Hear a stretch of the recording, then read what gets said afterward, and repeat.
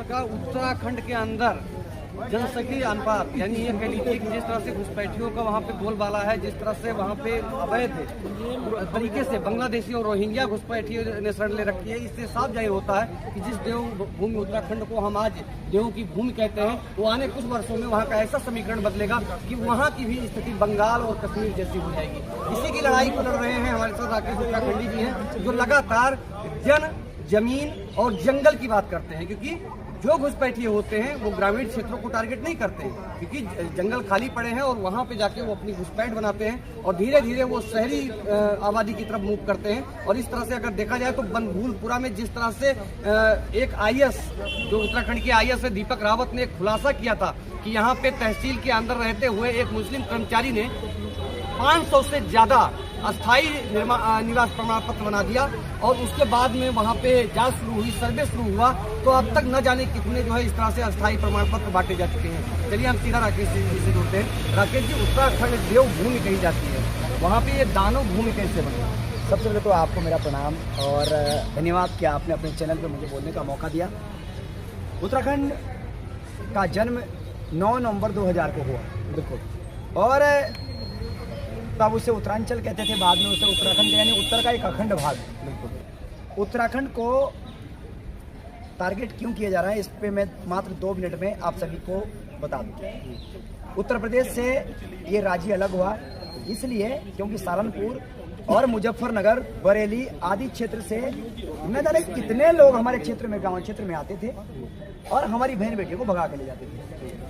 हमारे क्षेत्र में विकास नहीं था, शून्य था, और हमारा क्षेत्र बहुत पहाड़ी क्षेत्र बहुत पिछड़ा हुआ था। उत्तराखंड के हमारी माताओं बहनों ने अपने प्राणों की आहुति दी, चाहे वो मुजफ्फरनगर कांड हो, चाहे मसूरी कांड हो, चाहे हल्द्वानी कांड हो, और अपने प्राणों की आहुति देकर राज्य को बनाए।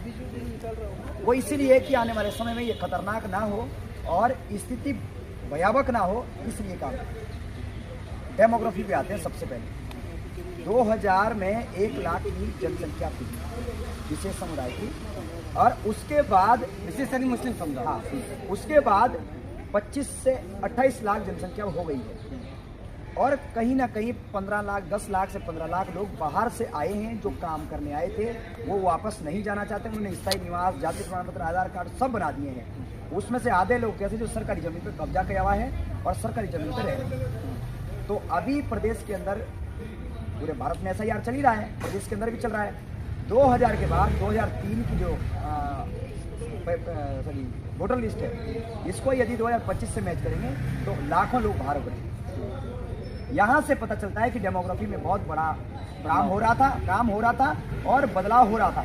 जिस क्षेत्र से मैं आता हूँ वो क्षेत्र चक्राता क्षेत्र पड़ता है। मैं जौनसार बावरगाम निवासी हूँ, मुझे गर्व है जौनसार होने पर। और महासू देवता एक जगह पड़ती है, महासू देवता मंदिर हनोल, जो कि प्रथम सिद्धपीठ है हनोल महासू देवता का उत्तराखंड के अंदर। यहाँ पे क्या होता है कि गांव क्षेत्र में कुछ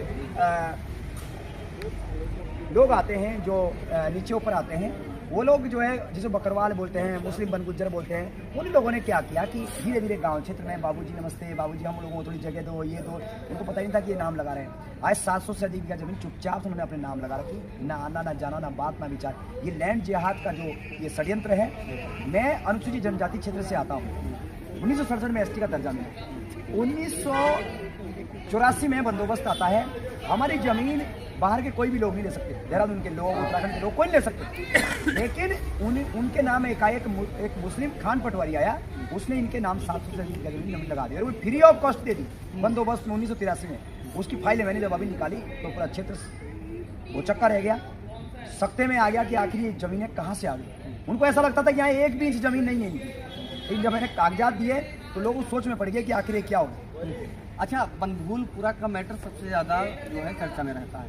बनभूलपुरा की डेमोग्राफी चेंज कैसी है और वहाँ पे इस समय हिंदू कितने % हैं और मुसलमान कितने? ऐसा है कि मेरे देहरादून से हल्द्वानी थोड़ा दूर पड़ता है, लेकिन फिर भी उत्तराखंड का नेतृत्व कर रहे हैं तो थोड़ी बहुत जानकारी आपको देते हैं। बनभूलपुरा पिछले बार बहुत ज़्यादा आग में जला, कई सिपाहियों पे हमला किया और जिहादियों ने बहुत ऊंचे लेवल पे तांडव किया। एक जिहादी वहाँ आके, जो लोग आ रहे थे वहाँ पैसों की बांटने का मामला है, जो हैदराबाद से कोई जिहादी आया था। मैं आपको बताऊं कि जिस ज़मीन की बात कर रहे हैं, ये ज़मीन रेलवे की ज़मीन है। ये ज़मीन सामाजिक ज़मीन है, बंजर ज़मीन। यहाँ पे क्या हुआ, अंदर ही अंदर बाहर से लोग आके यहाँ बस गए और धीरे धीरे इन्होंने कागजात बनाने चालू कर दिए। कागज कैसे बनते हैं?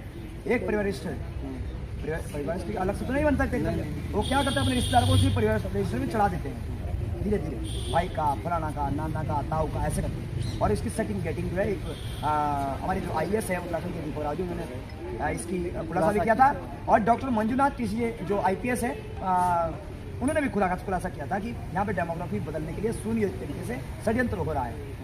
पहले वहाँ पे हिंदुओं की जनसंख्या 100% थी, फिर 95% हो गई, फिर 85% हो गई। कहाँ से आए लोग? कहाँ से आए लोग? सवाल ये है। इसलिए पूरे उत्तराखंड के अंदर माननीय पुष्कर सिंह धामी जी जबरदस्त काम कर रहे हैं। 1000 से अधिक मजारें, 10,000 एकड़ से अधिक सरकारी भूमि को इन लोगों से मुक्त कराया है। अवैध मदरसे जो बना रहे थे, जो फंडिंग विदेशों से हो रही थी, उसको बंद किया है और मदरसा बोर्ड पूरी तरीके से समाप्त किया है। और उसके बाद UCC लागू हुआ और कई अन्य कानून, भू कानून आदि भी लागू हुए। अब इस पर कुठारघात हो रहा है। और उत्तराखंड की जो देवभूमि है, जो आपने एक प्रश्न शुरू में किया था कि ऐसा ना हो कि देवभूमि को आने वाले समय में जिहाद भूमि ना बन जाए, तो ऐसा काम हम नहीं होने देंगे। मैं आपके मीडिया के माध्यम से बता देना चाहता हूं कि उत्तराखंड के अंदर अवैध रूप से आज के बाद यदि कोई रहता है तो उत्तराखंड का हर एक नागरिक मुंह तोड़ जवाब दे रहा है। वो पहले जमाना चला गया कि जब जो है कोई पूछता नहीं था।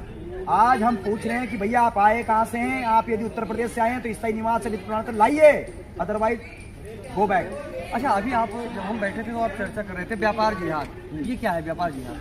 ऐसा है कि देश के अंदर एक हलाल सर्टिफाइड चल रहा है जिसका हम खुल के विरोध कर रहे हैं। यूपी के CM योगी आदित्यनाथ जी महाराज ने, मैं भारत के समस्त मुख्यमंत्री से निवेदन करता हूं कि इसको तत्काल बैन कर दिया जाए। पिछले बार 25,000 करोड़ की इनकी इकोनॉमी थी 2024 की।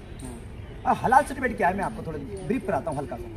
ऐसा है, कोई भी प्रोडक्ट बनता है, नमकीन बन रही है, किसी भी हल्दीराम की, फलाना निमका, जिसकी भी नमकीन बनती है उनकी नमकीन बन रही है। अब क्या होता है कि नमकीन जब बाहरी देशों में, गल्फ कंट्री में जब एक्सपोर्ट होगी तो वो कहेंगे कि भाई ऐसा है कि ये नमकीन हलाल है कि नहीं है। उस डर से इंटरनेशनल लेवल पे एक इन्वायरमेंट तैयार किया गया, एक वातावरण तैयार किया गया कि जो भी कंपनी को उसको हलाल सर्टिफिकेट लेना है। हलाल सर्टिफिकेट लेने के लिए जो है उनको देवबंद जाना है, बरेली जाना है। हलाल सर्टिफिकेट के साथ में वो क्या करते हैं कि प्रमाण पत्र देते हैं और प्रमाण पत्र के साथ में जो है क्या नाम, वो कहते हैं कि हमारे 2 एक्सपर्ट जाएंगे जो हलाल एक्सपर्ट हैं, और उसको वो क्या करते हैं। अच्छा, हलाल कैसे होता है? कोई भी प्रोडक्ट कंपनी के अंदर हलाल कैसे होगा? तो हलाल का मोहर लगा देते हैं। तो इसलिए उससे जो इकोनॉमी आ रही थी, वो इकोनॉमी जो है उससे जो है देवबंद आदि में पैसा इकट्ठा होता है और वो पैसा क्या करते हैं, ये लोग गरीबी का बहाना बनाते हैं। जी, उत्तराखंड के अंदर 50 लोग गरीब है जी, दुकानदार है जी, किराए पे काम कर रहे हैं, अपनी रोजी रोटी कमा रहे हैं। तो होता क्या है कि ये लोग वो करते हैं, क्या नाम उसका, ये लोग जो जैसे माना कि कोई जगह है, कर्नाटक प्लेस है, इस कर्नाटक प्लेस में देखेंगे कि जैसे कोई नाई की दुकानें हैं, 50 दुकानें हैं क्षेत्र में, वो नाई की दुकानें 10-10 हज़ार रुपये किराए पे हैं।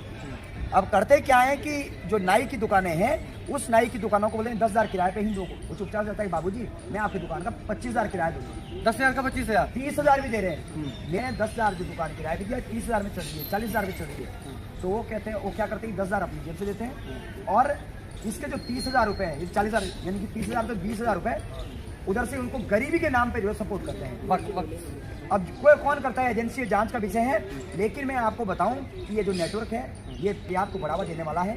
पूरे प्रदेश के अंदर नहीं, भारत के अंदर जितने भी व्यापार है उसको कब्जा करने के लिए स्पेशल तरीके से पीछे से फंडिंग हो रही है। ऐसे ही व्यापार नहीं जा रहा। आज हमने अपने क्षेत्र के अंदर 42 से अधिक दुकानें खाली करवाई है और अपने लोगों की दुकानें, नाइयों की दुकानें हिंदू हेयर सैलून खुलवाए हैं। वो इसीलिए क्योंकि वो लड़का जो गांव का लड़का है वो तो फैक्ट्री में जा रहा है 8,000 में, और जो सहारनपुर और न जाने कहाँ के लोग हैं वो आके वहाँ पे 45-50 हज़ार रुपये महीना कमा रहे हैं। इसलिए व्यापार जिहाद में कुठारघात करते हैं। लैंड जिहाद की बात आपने हो गई। लव जिहाद में कई लड़कियों को 62 से अधिक लड़कियां जो है हम लोगों ने बचा के लाया है, और कई लड़कियां जैसे जो 6-6 महीने लड़कियों को कैसे फंसाते हैं लव जिहाद में? क्योंकि देखिए इससे पहले जो है, या इससे पहले हमारे साथ में बहुत इसके एक्सपर्ट भी हैं कि आखिर आप इसके बाद उनको भी सुनेंगे। मैं आपको बताऊं कि सोनू मोनू बनकर हमारे क्षेत्र में काम करते हैं।